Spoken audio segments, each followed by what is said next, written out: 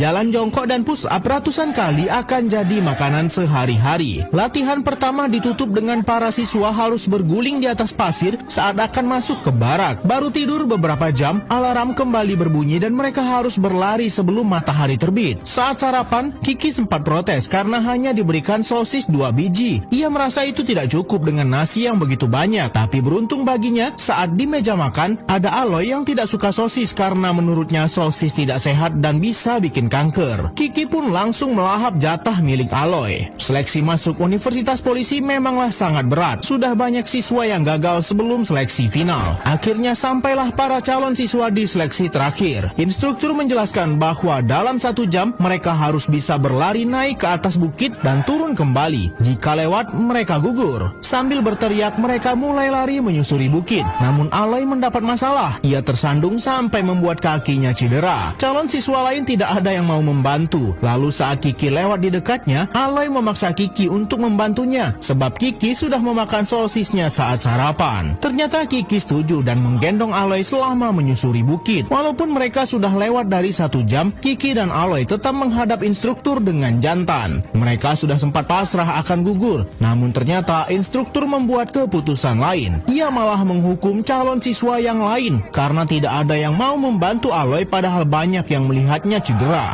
Alhasil semua siswa harus mengulang lari di bukit dan mereka berdua menjadi calon siswa yang lulus pertama kali masuk Universitas Polisi. Setelah ngobrol cukup panjang di ruang kesehatan, Aloy dan Kiki merasa cocok. Mereka pun memutuskan untuk berteman walaupun awalnya sempat merasa jengkel satu sama lain. Sampai hari pembacaan sumpah anggota universitas, mereka pun terus bersebelahan. 2 tahun sudah mereka menjalani pendidikan. Rutinitas yang sama terus berulang setiap hari membuat Aloy dan Kiki merasa bosan. Kegiatannya hanya latihan bela diri, belajar dan ujian. Begitu terus setiap minggunya. Rasa penasaran mereka semakin memuncak setelah ada salah satu siswa akademi memperlihatkan foto gebetan barunya yang dikenal dari salah satu klub malam. Karena tidak mau kalah, Kiki dan Aloy pun berencana untuk pergi juga ke klub yang sama untuk mencari wanita cantik. Karena tidak punya pakaian yang layak, mereka pun juga merampas baju milik Ajung yang sebelumnya sudah pernah ke klub untuk mencari wanita. Aloy dan Kiki langsung membuat surat izin kepada profesor dengan alasan memperbaiki kehidupan asmara. Untunglah mereka mendapat izin dan saat sampai di klub, Aloy dan Kiki langsung pamer kalau mereka siswa Akademi Polisi dan terlihat sangat norak saat ada artis di sana. Sementara itu, Kiki mendekati wanita dengan membanggakan dirinya sebagai murid Akademi Polisi. Tapi bukannya kagum, wanita itu malah mengejeknya dan berkata polisi tidak akan punya uang. Mendengar itu, Kiki sempat merasa iri dengan seorang artis di meja seberangnya yang digandrungi banyak wanita. Kiki dan Aloy akhirnya pergi dari sana dan minum berdua di sebuah kafe. Saat keluar dari kafe, Kiki dan Aloy melihat wanita cantik lewat di depan mereka. Mereka menunggu jika wanita itu menoleh ke belakang, berarti itu adalah pertanda alam bahwa mereka harus mendekatinya. Ternyata benar wanita itu menoleh lalu Kiki dan Aloy mengikutinya. Mereka tidak melihat bahwa wanita muda itu sudah diserang oleh penculik dan dibawa pergi. Saat mereka sadar, mobil penculik itu sudah pergi dan sangat sulit untuk dikejar. Karena terlalu banyak minum, mereka malah muntah di jalan. Sebagai seorang siswa Akademi Kepolisian, tentu saja mereka tidak akan membiarkan adanya kejahatan di depan mata. Mereka langsung pergi ke kantor polisi berniat ingin membuat laporan. Namun semua petugas sedang sibuk karena ada anak pengusaha kaya raya sedang dalam masalah dan semua anggota ditugaskan atasan untuk menangani dulu kasus anak pengusaha itu. Laporan mereka diabaikan begitu saja. Karena sudah tidak punya pilihan lain, mereka memutuskan untuk menangani kasus itu sendiri. Tapi ilmu kepolisian mereka masih belum cukup. Setelah kembali ke lokasi penculikan, ditemukan sebuah kantung hitam berisi benda yang lembek. Sempat mengira itu adalah organ tubuh. Ternyata isi kantongnya adalah topoki. Satu petunjuk ditemukan bahwa wanita yang diculik baru saja membeli topoki. Mereka pun langsung mendatangi semua kedai topoki dan bertanya apakah topoki ini berasal dari tempatnya. Awalnya cukup sulit untuk menemukan penjual yang cocok. Sampai akhirnya kedai topoki ini dibeli sudah ditemukan. Penjual mengatakan bahwa wanita yang membeli topoki ini sering datang ke tempatnya saat tengah malam. Dan ia juga tahu tempat wanita pembeli itu bekerja. Mereka pun langsung datang ke alamat yang disebutkan dan ternyata itu adalah panti pijat. Karena mereka masih siswa Akademi Polisi, akan berbahaya jika ketahuan mereka masuk ke panti pijat.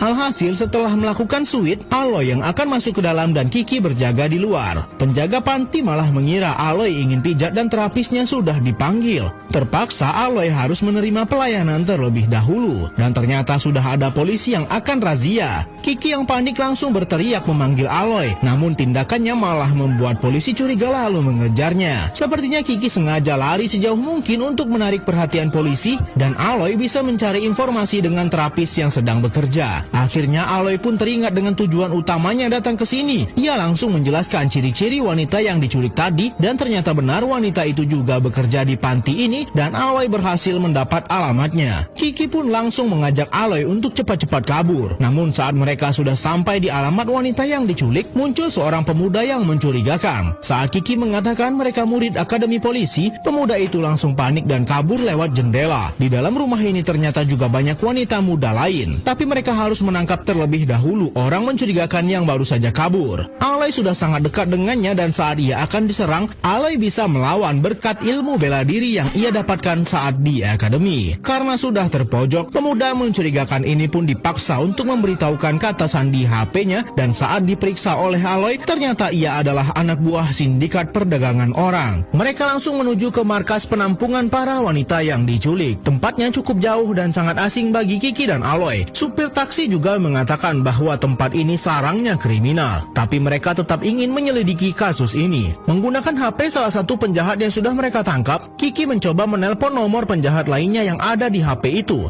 Ternyata penjahat lainnya tepat ada di depan mereka. Namun saat penjahat di depan mereka menelpon balik, HP di tangan Kiki malah berbunyi. Alhasil para penjahat ini tahu bahwa salah satu teman mereka sudah tertangkap dan kini Kiki dan Aloy sudah terjebak di markas para sindikat perdagangan orang. Tapi karena mereka adalah siswa akademi kepolisian, Kiki dan Aloy tentu saja tidak akan diam saja. Berkat ilmu bela diri yang mereka pelajari, satu penjahat berhasil dilumpuhkan dan Kiki menusuknya dengan tusuk sate. Penjahat itu dipaksa untuk menunjukkan di mana mereka menyembunyikan para wanita yang diculik. Namun pergerakan Kiki dan Aloy sudah sampai ke anak buah lainnya. Tempat para wanita disembunyikan memang berhasil ditemukan. Namun saat Kiki dan Aloy akan menolong salah satu anak yang sedang kritis, anak buah dan bos sindikat perdagangan orang ini sudah mengepung mereka. Pria ini adalah Gunho, dalang dari kejahatan perdagangan orang di kota mereka. Kiki dan Aloy tak berdaya dibuat Gunho dan mereka pun tertangkap. Para anak buah sindikat perdagangan orang ini sedang tertidur lelap. Namun semuanya terbangun karena alarm di jam tangan Kiki berbunyi. Yang seharusnya mereka bisa lolos dengan aman, kini malah kembali dikejar-kejar puluhan penjahat. Bos besar sindikat ini juga turun tangan ingin menangkap Kiki dan Aloy. Namun para penjahat ini terhenti karena ada kantor polisi tepat di depan mereka. Bos sindikat itu pun membuat perintah untuk memindahkan dan menyembunyikan semua wanita yang sudah mereka tangkap. Kiki dan Aloy sempat ingin membuat laporan, namun polisi yang berjaga malah menyulitkan karena sibuk meminta kartu identitas. Sedangkan dompet mereka sudah diambil oleh para penjahat. Profesor yang mengajar di akademi polisi pun langsung datang menjemput Kiki dan Aloy. Walaupun sudah berusaha menjelaskan kejahatan yang mereka temukan kepada profesor, tetap saja profesor mengatakan bahwa untuk mengusut kasus seperti ini butuh waktu yang lama. Kiki sangat kesal karena profesor terkesan tidak peduli dengan kasus ini. Kiki dan Aloy malah dihukum dan dibawa pulang ke barak. Tapi mereka tidak menyerah. Diam-diam Kiki dan Aloy menghubungi mantan instruktur mereka dan memintanya memeriksa CCTV lokasi kejadian. Mereka berniat untuk menyelesaikan kasus ini berdua saja. Maka dari itu mereka juga menipu penjaga ruangan senjata dan berpura-pura diperintahkan profesor untuk mengambilnya. Padahal senjata itu akan mereka gunakan sendiri. Informasi CCTV pun didapatkan dan mobil yang membawa para wanita yang diculik ternyata sering bolak-balik ke rumah sakit. Sindikat perdagangan orang ini ternyata sudah bekerja sama dengan salah satu dokter di rumah sakit untuk menjual sel telur para wanita yang diculik kepada pasien mandul yang ingin punya anak dan rela membayar mahal. Kiki dan Aloy langsung diam-diam menuju rumah sakit itu dan saat mobil yang membawa para wanita sudah datang, mereka langsung masuk dan sudah disambut anak buah sindikat perdagangan orang yang sedang berjaga. Namun karena sudah berlatih, tentu mudah saja bagi mereka mengalahkan semua orang yang menghalangi. Setelah melewati perkelahian yang cukup sengit, dalang dari kejahatan ini pun berhasil mereka lumpuhkan. Dan mereka langsung menghentikan dokter yang bekerja sama dengan sindikat ini. Mereka juga langsung memanggil tim kepolisian untuk menggeledah rumah sakit. Namun lagi-lagi, bukannya hanya mendapat penghargaan, Kiki dan Aloy malah harus disidang oleh Akademi Polisi karena dianggap menyeleweng dan sudah membuat keributan. Padahal mereka sudah berhasil membongkar kejahatan perdagangan orang yang selama ini tak pernah terungkap. Namun untunglah setelah mendapat pembelaan dari profesor, Kiki dan Aloy tidak jadi dikeluarkan dari akademi dan hanya ditunda kelulusannya 1 tahun plus harus dihukum kerja bakti selama 200 jam. Kiki dan Aloy juga terlihat sangat terharu saat salah satu wanita yang mereka selamatkan datang menemui mereka hanya sekedar untuk berterima kasih.